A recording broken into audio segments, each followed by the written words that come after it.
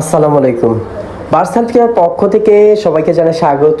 আশা রাখছি সব ভালো আছে এবং সুস্থ আছেন। তো বরাবর মতো আরেকটি ভিডিও নিয়ে আপনাদের মাঝে উপস্থিত হলাম। যদিও আজকের ভিডিও একেবারে সবার জন্য ইম্পর্টেন্ট ভিডিও, কারণ এই তীব্র গরমে কিন্তু অনেক পাখি হিট স্ট্রোক হচ্ছে, এবং শুধু পাখি না, পাখির সাথে সাথে দেখা যাচ্ছে যে মানুষেরও কিন্তু প্রবলেম হচ্ছে।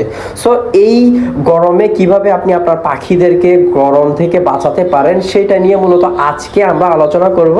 তো ইনশাআল্লাহ এই ভিডিও দেখার পর মনে হয় আর কারো প্রবলেম হওয়ার কথা থাকবে না। এই জন্য আমাদের প্রথমত ফলো করতে হবে, এই যেহেতু অনেক গরম পড়ছে, সর্বপ্রথম আমরা ঘুম থেকে উঠে যদি দেখি যে আমার পাখির রুমে প্রচণ্ড গরম পড়ে, সেক্ষেত্রে আমাদের প্রতিদিন যদি সম্ভব হয় অবশ্যই পাখিদেরকে গোসল করাতে হবে।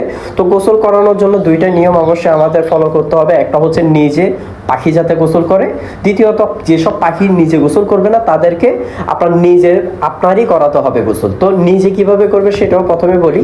তো সর্বপ্রথম আপনার পাখিদেরকে একটা বাটিতে পানি দিবেন। পানি দেওয়ার পর ওইখানে কিছু ঘাস অথবা শাকসবজি, যেমন আপনি কলমি শাক পানির মধ্যে ছিটিয়ে দিতে পারেন।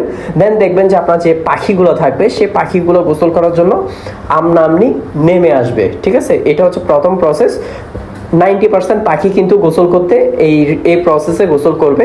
যদি 10% পাখি গোসল না করে, সেক্ষেত্রে আপনার আরেকটা জিনিস ফলো করতে হবে, সেটা হচ্ছে যে স্প্রে করতে হবে। এইসব স্প্রে কিন্তু আপনি চাইলে অনলাইনের মধ্যে পাইতে পারেন, না পাইলে আমি কোথায় পাবেন সেটাও বলে দিব। এইভাবে আপনি আপনার পাখিদেরকে স্প্রে করতে পারেন। তবে লক্ষ্য রাখবেন যে পাখিদেরকে আপনি স্প্রে করছেন, দেখছেন আমি কিন্তু এখানে পাখিদের ডানার নিচেই কিন্তু স্প্রেটা করছি, মানে তার শরীরে চেয়ে তার ডানার নিচে পানি পড়ছে বেশি। ঠিক আছে, এই জিনিসটা মাথায় রাখতে হবে। তো দ্বিতীয়টা হচ্ছে যে আপনার পাখির যেহেতু প্রচুর গরম পড়ছে আপনার, সেক্ষেত্রে অবশ্যই ফ্যান ইউজ করতে হবে। তবে সরাসরি ফ্যানের বাতাস কিন্তু পাখিদের গায়ে লাগানো যাবে না, কারণ এটাতে কিন্তু আপনার ভালো চেয়ে খারাপ দিকটাই কিন্তু হওয়ার সংখ্যা থাকবে বেশি। তৃতীয়ত আমাদের যে বিষয়টা লক্ষ্য রাখতে হবে সেটা হচ্ছে যে আপনার পাখিদের রুমে যাতে ঢাকা অবস্থায় না থাকে, মানে আলো বাতাস বাইর হওয়ার ব্যবস্থা রাখতে হবে। যে যদি আপনার পাখির রুম যদি বদ্ধ ঘর থাকে, অবশ্যই আপনার চেষ্টা করতে হবে রোদ আসলেও কিছু করার নাই, সেখানে আলো বাতাস অথবা বাতাস চলাচলের একটা রাস্তা করে দিতে হবে। চতুর্থ নাম্বার হচ্ছে যে আপনার পাখিদেরকে এই সময়টাতে বেশি বেশি পরিমাণে ভেজিটেবল দিতে হবে, যেমন শাকসবজি যে কোনো কিছু পাইতে পারেন, অথবা ফলমূল আপনি চাইলে দিতে পারেন, মানে সবজি জাতীয় জিনিস।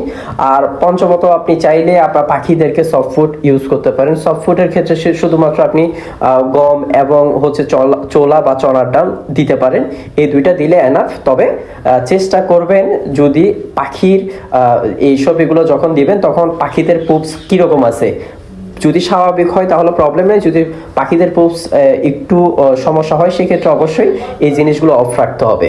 তারপর 6 নাম্বার যে বিষয়টা সেটা হচ্ছে যে আপনার পাখি হাঁপাচ্ছে কিনা সে ব্যাপারে একটু লক্ষ্য রাখতে হবে। যদি হাঁপায় তাহলে আপনার পাখির রুমের থেকে বের করে যে রুমটাতে ঠান্ডা থাকবে সেই রুমটাতেই নিয়ে রাখতে হবে।